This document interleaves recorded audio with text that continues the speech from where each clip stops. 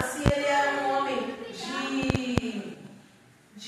que serviu a um dos deuses, mas o fato é que quando a Bíblia registra sobre Jétro, ele era um homem que era um homem temente a Deus.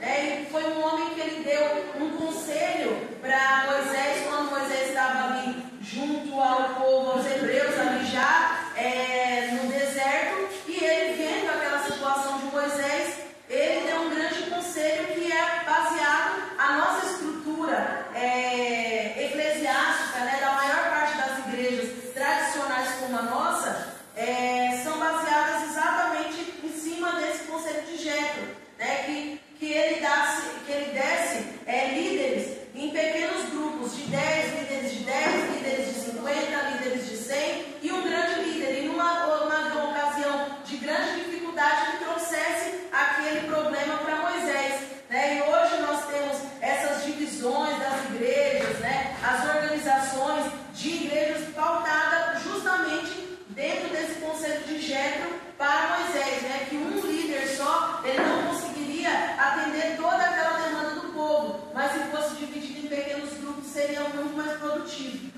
Na lição 2, nós falamos sobre Josué, o tema fala aprendendo a servir com fidelidade e excelência. Josué, ele dentro da passagem bíblica, ele foi o sucessor de Moisés. Josué, ele teve aí uma grande participação dentro da saída do povo ali do Egito até a Terra Prometida. Ele foi o sucessor de Moisés e foi ele que adentrou com o povo na Terra Prometida. E ele teve um grande aprendizado. A história de Josué foi pautada em fidelidade, em aprendizado, em submissão e a ouvir sobretudo a voz de Deus e a sua liderança. A lição 3, fala sobre Caleb, perseverança na fé, rumo à terra prometida. Caleb, ele foi um companheiro de Josué dentro dessa trajetória. Não tem como a gente falar de Caleb sem estar falando de Josué. Então a lição 3 e 4, elas vão falar muito uma sobre a outra. 4, Raabe, uma escolha de fé que mudou destinos. Quando o povo os espias, Josué e Caleb, foram ali direcionados por Moisés para espiar a terra prometida, eles encontraram, eles estavam ali, eles ficaram escondidos, e eles encontraram essa mulher, Raabe, que não era do povo, ela não fazia parte do povo escolhido, ela era uma mulher prostituta, ela não tinha nenhum lugar ali dentro da história, mas por ela ter obedecido e ela ter feito uma boa escolha, a genealogia de Jesus chega até Raabe, quando a gente vai seguindo as genealogias, ela chega nessa mulher, então a escolha dela mudou toda a trajetória. Ela poderia ter falado não, ela poderia não ter escolhido esconder os espias, mas ela decidiu acreditar no Deus daquele povo. Lição 5 fala sobre Ruth, lições de lealdade, o caminho da redenção. Gente, está todo mundo acompanhando aí? É a primeira página que dá essa sequência aí das Ruth, vai estar na página 31. Lições de lealdade, o caminho da redenção. Ruth é a nora que decidiu ficar, quando o seu marido morreu, quando o sogro morreu, ficou a sua sogra e a sua cunhada. A cunhada foi e ela decidiu ficar, então nós vamos falar sobre Ruth. Lição 6, Ana, a força de quem ora e gera milagres. Alguns dias atrás nós tivemos a oportunidade de falar sobre Ana, a força que ora e que gera milagres. Ela não só orou, ela não só reclamou, mas ela fez um voto ao Senhor. Ela entregou o seu desejo, a sua vontade. Ela orou, ela foi aos pés de quem poderia resolver. Ela entregou o seu filho nos pés do altar, entregou na casa do Senhor. Lição 7, Davi. Deus não rejeita um coração quebrantado. Davi é um homem que foi segundo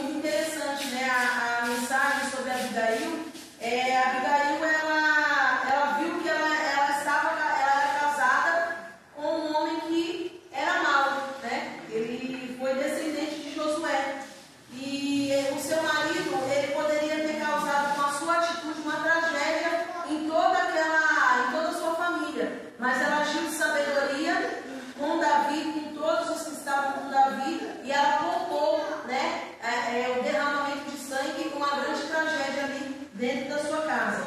Lázaro, lição 9, amigo de Jesus, testemunha da vida. Lázaro, ele tem um momento, uma passagem muito especial na trajetória de Jesus, né? Lázaro, ele não foi apenas uma pessoa que caminhou com Jesus, ou que alimentou, recebeu pessoas na casa. Ele foi uma pessoa que foi íntima de Jesus, né? E Jesus o chamou de amigo. E Lázaro fez parte dos que receberam um grande milagre. No caso de Lázaro foi a ressurreição. Jesus devolveu a vida a Lázaro, né? Lição 10, Pedro. Deus transforma impulso em missão. Quando nós falamos sobre Pedro, Pedro foi um dos discípulos de Jesus.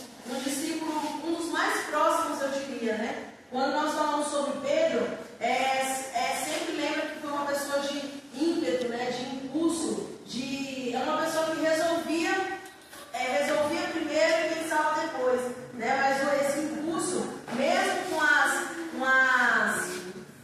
com os impulsos de Pedro, ele foi uma pessoa que está registrada nos livros, nas escrituras sagradas, como uma pessoa que marcou a história e a trajetória da igreja até os dias de hoje, né? E lição 11, Cornélio, um coração pronto para ouvir e servir a Deus. Quando nós falamos sobre Cornélio, está relacionado com aquela palavra que como é que eu vou crer se eu não tenho quem me explique a palavra, né? Cornélio, ele tinha um coração pronto para ouvir, ele queria saber das escrituras, ele queria saber da salvação, e isso vai muito de encontro com a trajetória missionária, né? Porque tem muitas pessoas que elas têm o desejo de saber de fato sobre as escrituras, saber sobre a salvação, mas nós precisamos, como igreja, estar dispostos a falar. A lição 12 fala sobre Dorcas, as boas obras que falam por si.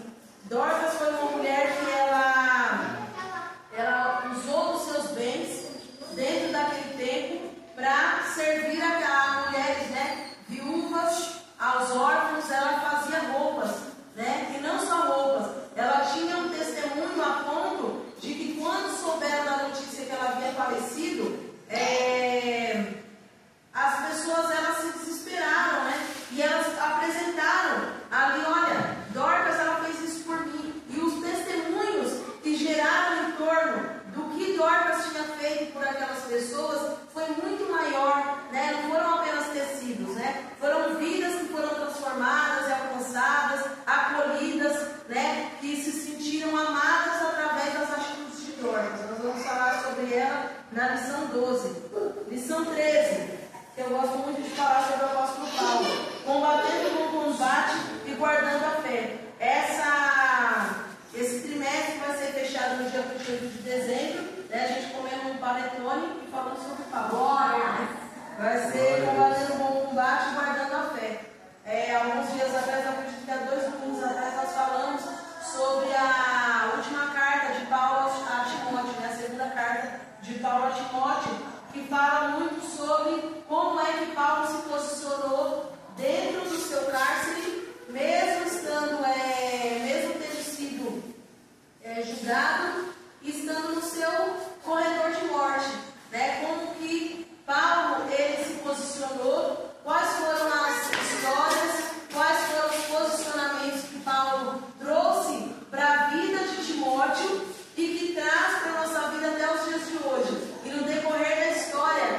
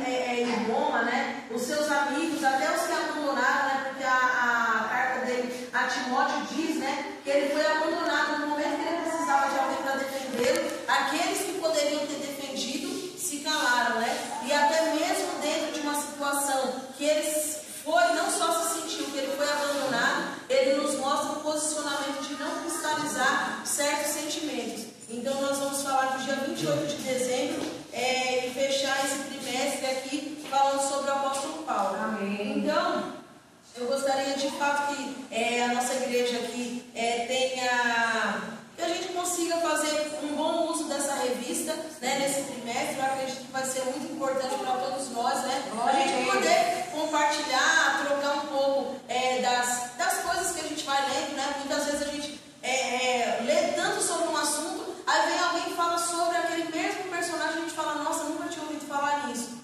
Então, quando a gente troca, né, em grupo as experiências, os conhecimentos e até mesmo a gente ter uma base como uma revista, essa revista aqui, irmãos, é só para a gente ter uma base de organização, né? A gente pode ter outras aí, a gente ir trocando, vamos conversando aí qual dia da semana que fica melhor e o horário também, né? Que a gente pode, eu acredito que 1 hora, né? 1 hora eu acho que é um tempo adequado para a gente falar sobre esse tema, tá bom? No decorrer aí quando até o final do dia a gente conversa no grupo e vamos acertar isso aí no decorrer da semana. Se todos concordarem, amém? Amém! Graças a Deus. Irmãos, por hoje nós ficamos com essa introdução da nossa revista da Escola Dominical. Que o Senhor ele venha abrir o nosso entendimento para o conhecimento da palavra. Que o Senhor ele venha nos dar força, que ele venha nos encorajar, né, para conhecer mais da palavra dele, para que a gente venha nos debruçar na palavra do Senhor, para que a gente venha trazer